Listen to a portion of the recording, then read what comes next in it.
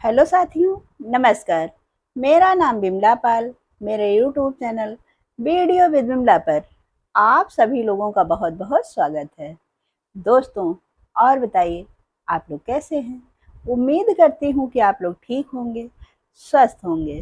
दोस्तों, मेरा आप लोगों से अनुरोध है कि अगर आप लोगों ने अभी तक मेरे चैनल को सब्सक्राइब नहीं किया है तो प्लीज़ चैनल को सब्सक्राइब कर दें, लाइक और कमेंट अवश्य करें।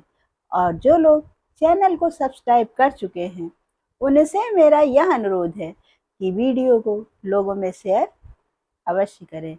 दोस्तों, हर बार की तरह इस बार भी हम आए हुए हैं अपने चैनल पर एक नई कहानी के साथ में। तो चलिए हम सुनाते हैं आप लोगों को कहानी। है क्या, दो दोस्त थे, दोनों में बहुत घनिष्ठ मित्रता थी। एक दोस्त का नाम राम और दूसरे का नाम श्याम था। एक बार दोनों दोस्तों ने यह निश्चय किया कि चलो कहीं शहर चल करके कुछ काम करते हैं। और बात करके वह दोनों सुबह सुबह घर से निकल लिए। चलते चलते काफी देर हो गई, जिसके कारण वह दोनों थक गए और एक पेड़ की छांव में दोनों बैठ गए। बैठकर आपस में बात कर रहे थे।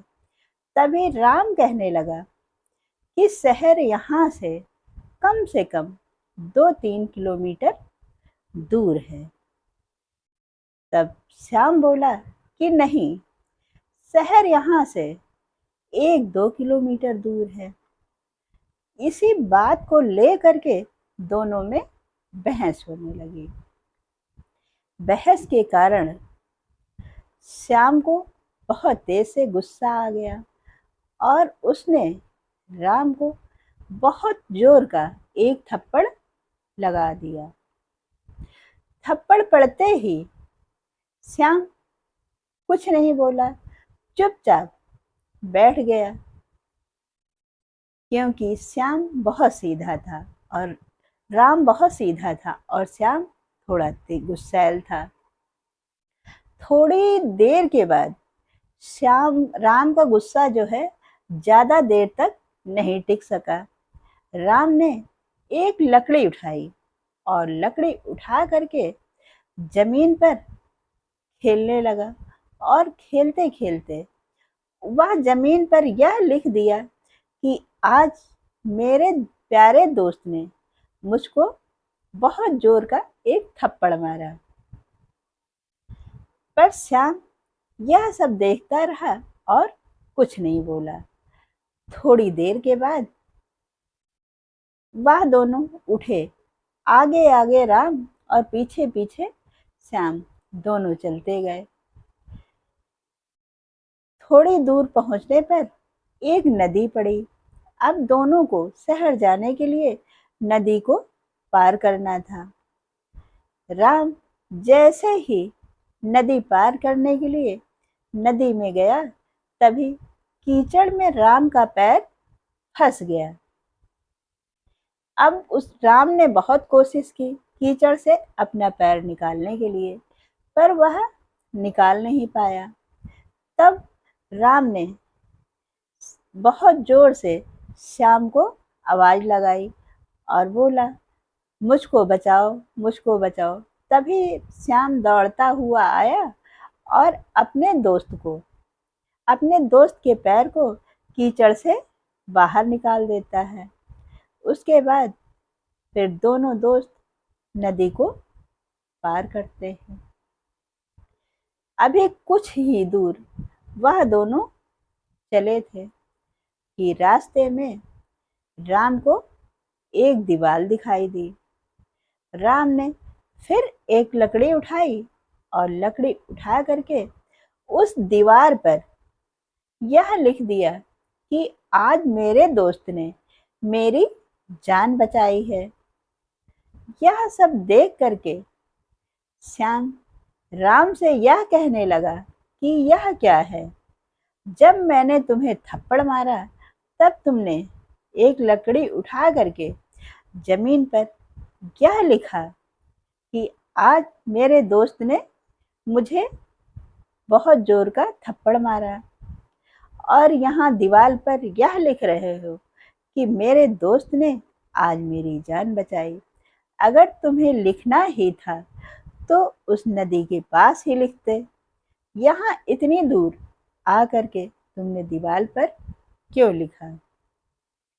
यह सुन करके राम कहने लगा कि मैं बुरी चीजों को ज्यादा देर तक अपने पास नहीं रख पाता हूँ और अच्छी चीजों को हमेशा संभाल कर रखने की कोशिश करता हूँ।